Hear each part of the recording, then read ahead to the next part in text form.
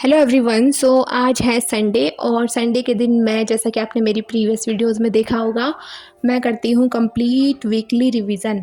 मतलब जो जो इस वीक में मैंने पढ़ा है, समझा है, क्वेश्चन सॉल्व किए हैं, रूल्स पढ़े हैं, वोकैबलरी की है, कैलकुलेशन किया है, मतलब जो कुछ भी मैंने इस वीक किया है वो कंप्लीट मुझे आज उनका रिकैप करना होता है, उनका रिवीजन करना होता है। और इसके साथ जो कुछ रिमेनिंग पार्ट होता है, लाइक मैंने टाइम एंड डिस्टेंस वाली एक्सरसाइज स्टार्ट की थी तो उसके क्वेश्चन प्रैक्टिस कर रही थी मैं, तो कुछ टाइप के क्वेश्चन मेरे रह गए थे तो उनको भी कंप्लीट करना है। मतलब रिमेनिंग पार्ट है जो वो भी कंप्लीट हमने करना है आज के दिन। तो संडे है तो सबसे पहले मैं उसके लिए टू डू लिस्ट बना रही हूँ अपनी।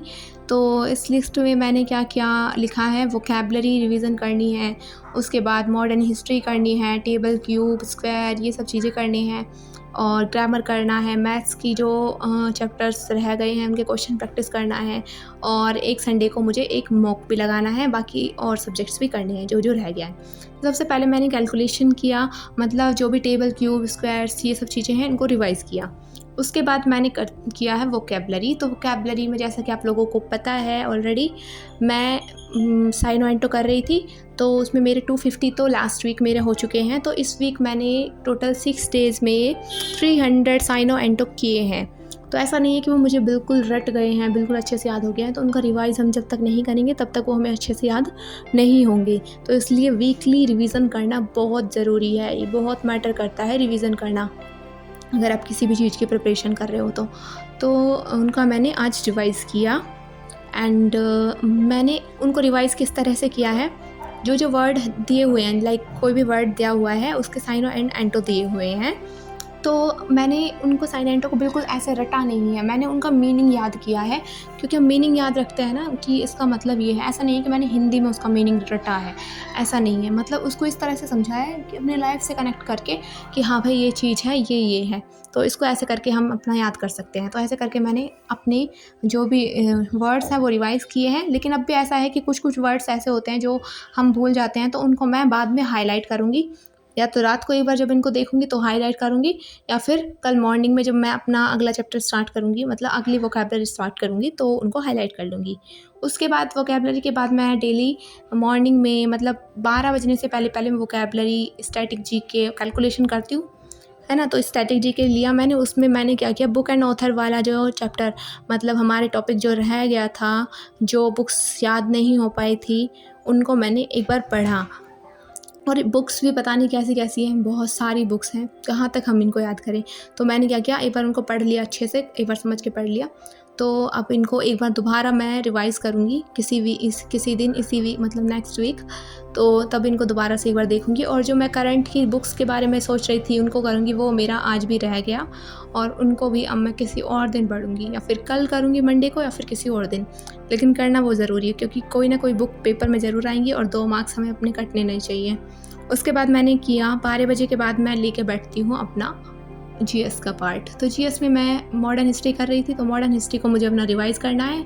बाकी जो मैं पीवाई की सीरीज़ से 5 लेक्चर थे उनको कर रही थी, वो मेरे कल ही कंप्लीट हो गए हैं। उनको भी मैंने एक बार उनके क्वेश्चन को उनके पीडीएफ से देख लिया था कि किस किस टाइप के क्वेश्चन हैं, अब समझ में आ रहे हैं नहीं आ रहे हैं। तो ऐसे करके मैंने मॉडर्न हिस्ट्री का अपना आज कंप्लीट कर लिया है बिल्कुल।